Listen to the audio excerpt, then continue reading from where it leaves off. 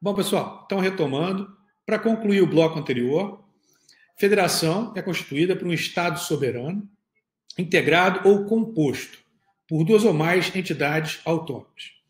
A autonomia, que é importante, ela indica uma quádruplice capacidade. A autonomia indica a auto-organização, que é a capacidade das entidades federadas editarem suas próprias constituições, dos estados federados editarem suas próprias constituições, no nosso caso, por exemplo, municípios, editarem leis orgânicas. Então, autonomia como auto-organização, editar suas próprias normas de organização, Constituição ou, repito, no caso dos municípios e Distrito Federal, leis orgânicas. Também autonomia como autogoverno, ou seja, as entidades federadas têm seus próprios centros de decisão política, têm seu próprio centro de poder, garantindo-se à entidade federada autonomia financeira e orçamentária. Podemos falar também em autonomia como autoadministração, administrar seus próprios serviços. E, por fim, autonomia como autolegislação, cabendo às entidades federadas, estados, municípios, Distrito Federal, editarem suas próprias leis.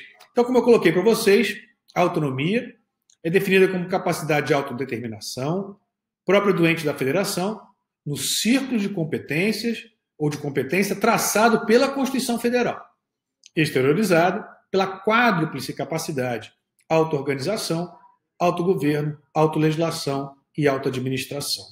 A auto-organização explicita a capacidade da unidade federada para elaborar sua Constituição, bem como instituir os órgãos supremos do governo local. E é o que nós vamos explorar, portanto, a partir desse bloco. Então, a capacidade que têm as entidades federadas de editarem suas próprias constituições, de exercerem, portanto, função constituinte. Função constituinte derivada decorrente. Se vocês forem ao artigo 11, caput do ADCT, a Constituição faz expressa referência a poderes constituintes das Assembleias Legislativas dos Estados para elaborarem suas constituições. Então, lá no artigo 11 do ADCT, você tem expressamente a expressão poderes constituintes, embora a referência seja apenas às Assembleias Legislativas. No parágrafo único, a Constituição não faz referência a poder constituinte do município. Por isso que a gente vai destacar um pouco mais adiante essa divergência, se o município é ou não titular de poder constituinte derivado decorrente. Bom, poder constituinte derivado decorrente, esse nome, essa nomenclatura, ela é atribuída a Manuel Gonçalves Ferreira Filho. Ele tem como fundamento, como a gente falou lá no começo, a forma federativa de Estado, característico das federações. Tem como titular estados, município, olha a interrogação, e Distrito Federal. Autônomo, não é soberano, condicionado. Por exemplo, basta você ver os artigos 25, 29, artigo 11 do ADCT, que diz: cabe às Assembleias Legislativas dos Estados elaborarem suas constituições observando os princípios desta Constituição, da Constituição Federal. Lá no 29, também no parágrafo único do artigo 11, diz: cabe aos municípios elaborarem suas leis orgânicas, observados os princípios definidos nesta Constituição, e aí também se amplia para os princípios definidos nas Constituições dos respectivos Estados. Bom, existe, como eu disse, divergência se o município seria ou não titular de poder constituinte derivado decorrente. Nós podemos destacar duas correntes distintas. Uma primeira corrente defendida por José Afonso da Silva entende que os municípios não são entidades federadas. Os municípios seriam meros componentes da estrutura federativa. Então, o município não seria propriamente uma entidade federada para essa primeira corrente, pelas seguintes razões. Primeira razão, porque os municípios não teriam constituições. Para você falar em poder constituinte derivado decorrente, ou seja, poder de editar uma Constituição, não poderia você aplicar esse raciocínio aos municípios. Os municípios não têm Constituição. Então, poder constituinte derivado decorrente é o poder para editar uma Constituição. O município não tem Constituição. O município tem lei orgânica. Os estados, sim, têm Constituição. Então, o primeiro argumento dessa corrente para negar aos municípios a titularidade de poder constituinte derivado decorrente é que o município não tem Constituição, mas sim lei orgânica. O segundo argumento é que a própria Constituição, no artigo 11 do ADCT, caput e parágrafo único, faz referência a constituições dos estados e falando expressamente em poder constituinte da Assembleia Legislativa, ou poderes constituintes das Assembleias Legislativas. E ele não faz essa referência a poderes constituintes dos municípios. A Constituição não fala em nenhuma passagem em poderes constituintes da Câmara de Vereadores, embora ela diga, como eu falei para vocês, poderes constituintes das Assembleias Legislativas. Então, o segundo argumento é que a Constituição só atribui, ou pelo menos só atribui expressamente, poderes constituintes às Assembleias Legislativas, mas não às câmaras de vereadores. Terceiro argumento. Os municípios não têm representação no plano federal. Uma entidade federada, ou seja, uma entidade componente dessa estrutura federativa, é necessário, para ser considerada uma entidade federada propriamente dita, é necessário que ela tenha representação no plano federal. Lembra lá das características da federação? Os estados têm representação no plano federal. Se você for ao artigo 46 da Constituição, diz lá, né, os senadores são representantes dos estados. Então tem representação no plano federal. Os municípios não têm. Porque os deputados, veja só, artigo 45 da Constituição, são representantes do povo. Então, o Congresso Nacional é formado por duas casas legislativas. Câmara, composta por representantes do povo, e Senado, composto por representantes dos estados e também Distrito Federal. Tá? Embora eu esteja falando agora só do município. Não há, portanto, em relação ao município, representação no âmbito federal. Isso conjugado com os argumentos anteriores, e outros que a gente vai ainda destacar, significaria que os municípios não são entidades federadas, compõem meramente a estrutura federativa, portanto. Próximo argumento, o município ele não possui uma simetria plena no que diz respeito à separação de poderes com os estados e também a União. Nós temos no âmbito federal poder executivo, poder legislativo e poder judiciário. Temos no âmbito estadual poder executivo, poder legislativo e poder judiciário. Já no âmbito municipal, não temos poder judiciário.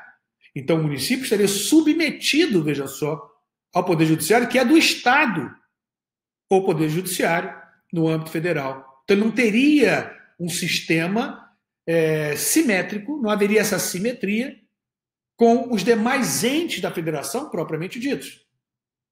União, Estados e também o Distrito Federal. No Distrito Federal, nesse ponto, a gente vai fazer uma observação também mais adiante, tá? O Distrito Federal possui uma autonomia mitigada, mas o Distrito Federal a gente deixa para depois. Então, o município não teria poder judiciário.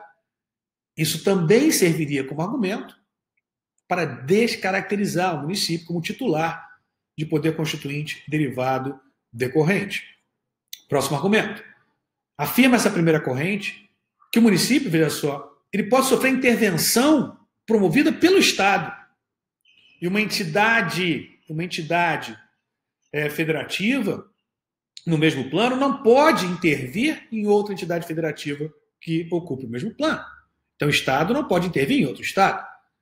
Eu diria que já, a gente vai explorar isso na segunda corrente, na segunda posição, que isso não é de todo verdadeiro, não, tá? A gente sabe que, por exemplo, é possível dentro das federações, inclusive é uma característica das federações, a possibilidade, ainda que excepcional, de intervenção, como a gente viu, como forma de garantir a própria estrutura federativa. Tá? Próximo argumento. Os municípios estariam submetidos não diretamente à Constituição Federal, mas à Constituição do Estado, o que demonstraria uma certa subordinação do município em relação ao Estado, portanto, consequentemente, descaracterizando o município como entidade federada, descaracterizando o município como titular de poder constituinte derivado decorrente. Então, para a primeira corrente, para a primeira posição, o município não é titular de poder constituinte derivado decorrente. Não é entidade federada, mero integrante da estrutura federativa, mero componente da estrutura federativa, portanto. Já uma segunda corrente a qual eu adiro, posição também do STF, defendida na doutrina por Paulo Boravide, entende que os municípios são, sim, titulares de poder constituinte derivado decorrente. Os municípios são, sim, integrantes, tá, da estrutura federativa, mas são mais do que meros integrantes. São entidades federadas. E são entidades federadas pelos argumentos que se seguem. Primeiro, por disposição expressa da Constituição. Não apenas no artigo 1º da Constituição, como no artigo 18 da Constituição, de forma até mais técnica. No artigo 1º diz: a República Federativa do Brasil é formada pela união indissolúvel dos estados, municípios e Distrito Federal. Inclusive, eu já comentei com vocês que a Constituição ela acaba omitindo a união com o maiúsculo. Ela omite a união com o maiúsculo no artigo 1º, o que é corrigido no artigo 18. Lá no artigo 18 faz referência expressa à união, o maiúsculo, aos estados, aos municípios e ao Distrito Federal, e a Constituição diz lá, vai ao artigo 18, todos autônomos, nos termos desta Constituição. Então veja que a autonomia da União, dos estados, dos municípios, do Distrito Federal é garantida pela Constituição Federal. A autonomia que é essencial a uma entidade federada. Então aqui já indicaria que o município, sim, é entidade federada. Portanto, foi inclusive uma inovação do sistema constitucional brasileiro. Nem sempre foi assim. Então é uma inovação do sistema constitucional brasileiro, portanto, essa elevação do município à entidade federada e não a mero integrante da estrutura federativa. Próximo argumento. Os municípios possuem normas de organização. Não são chamadas de Constituição, mas poderiam ser, pois a essência é exatamente a mesma. Porque a Constituição e a lei orgânica, ela decorre do exercício da capacidade de auto-organização da respectiva entidade. Então, quando você se auto-organiza, você dita uma norma de organização. Você pode chamar, no caso estadual, de Constituição. No caso municipal, optou-se pela expressão lei orgânica, mas norma de organização, que tem a mesma função, a mesma essência, a mesma natureza da Constituição, ou que a Constituição tem para o Estado. O município, o Distrito Federal, por exemplo, que engloba competências dos estados e dos municípios, não tem Constituição distrital, mas lei orgânica. Então a questão aqui seria não de substância, não de conteúdo, não de natureza, mas uma questão meramente formal, de nomenclatura, uma opção, portanto, de nomenclatura. Você poderia chamar Constituição Municipal, não haveria diferença alguma. Próximo argumento. O município, embora não tenha representação formal e direta no âmbito federal, pois ele não tem representação, por exemplo, no Senado Federal ou na Câmara, ele se faz sim ouvir, ele se faz sim representar. E se faz representar no âmbito das duas casas legislativas. Porque no âmbito da Câmara, veja só, a base de um parlamentar, ela nasce no município. Nós podemos dizer até mesmo, veja só, imagine que você queira ser político.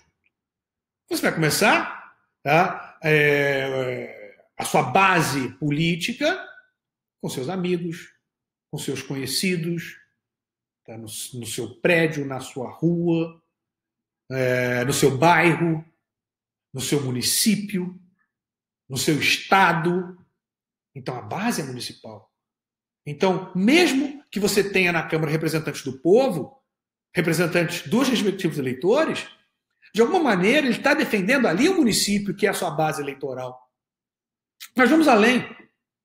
Se isso não convence, vamos ao Senado. O Senado representa o Estado. Mas veja só, ele representa não só o Estado, mas os municípios que integram aquele Estado.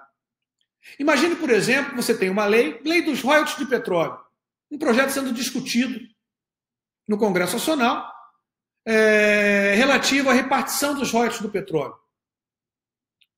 Um senador do Rio de Janeiro, ele vai, por exemplo, defender os interesses não apenas do Estado do Rio de Janeiro, mas dos municípios que integram o Estado do Rio de Janeiro e são produtores de petróleo. De Campos, por exemplo. Ele não vai discutir nesse caso, ele não vai defender nesse caso o município de Teresópolis, mas vai defender o município de Campos. Porque lá é um município produtor de petróleo. Então ele está defendendo não apenas o Estado do Rio, mas aquele município que integra o respectivo Estado. Então o município sim se faz representar, portanto, tanto na Câmara como no Senado. Próximo argumento. Os municípios, embora não tenham, os municípios, embora não tenham poder judiciário, isso não inviabiliza o município como titular de poder constituir derivado decorrente. E por quê? Porque o poder judiciário, veja só, ele é nacional.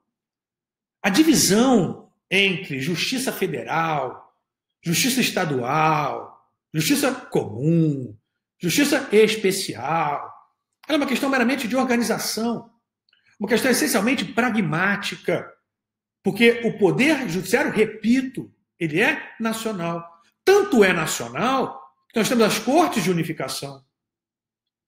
STJ, STF, olha só. Então o poder judiciário, ele é nacional. Logo, o fato de não existir um chamado poder judiciário municipal não infirma o município como titular de poder constituir derivado decorrente, como entidade federada, portanto. Logo, o município, ele seria também, assim como os estados, como o DF, como a União, entidade federada. Próximo argumento. O município, veja só, a regra é que o município não possa sofrer intervenção promovida pelo Estado. Tanto é assim que é possível, também excepcionalmente, a intervenção da União no Estado para garantir a autonomia municipal, se eventualmente for violada pelo Estado. O que demonstra, veja só, que o Estado, mesmo podendo sofrer excepcionalmente intervenção, não deixa de ser entidade federada. O mesmo raciocínio aplica para o município. Então, mesmo o município podendo sofrer excepcionalmente intervenção, isso não descaracteriza de forma alguma o município como entidade federada. Ah, mas isso não existe em outros países? Sim, não existe uma regra absoluta que todos os países têm que seguir. Cada país tem a sua estrutura federativa. E a do Brasil foi essa. A opção na Constituição de 88 foi essa, portanto, de garantir aos municípios autonomia, garantir um tratamento, veja só, como entidade federada verdadeiramente. Titular, portanto, de poder constituinte derivado decorrente. Que diz para vocês a posição que o STF vem adotando, a posição que o STF vem seguindo. Em tempos recentes, inclusive, o STF confirmou que o município tem competências político-administrativas e competência concorrente com a União, e aí no 23 é expresso, político-administrativa é expresso, lá município, no 23, competência comum político-administrativa, e concorrente combinando-se o 24 com o artigo 30, respectivamente, incisos 2 e 1 da Constituição. Então, o município teria a competência político-administrativa comum com a União, Estados, EDF, e teria competência, veja só, suplementar, a STF acabou chamando de competência concorrente suplementar com a União e também com os estados da federação. Diz lá no artigo 30, inciso 2, compete aos municípios suplementar a legislação federal e estadual no que couber. E quando vai caber, inciso 1, quando se trata de questão de interesse local. Limites ao poder constituinte derivado decorrente. O poder constituinte derivado decorrente, ele é um poder limitado. E é um poder limitado, veja só, porque ele deriva da própria Constituição. Se ele deriva da própria Constituição, a partir do momento em que a Constituição estabelece poder constituinte derivado reformador, ela já limita esse mesmo poder. Então, a limitação dele é uma consequência de ser derivado da própria Constituição, portanto. A gente vai explorar esses limites no próximo bloco, a gente já volta.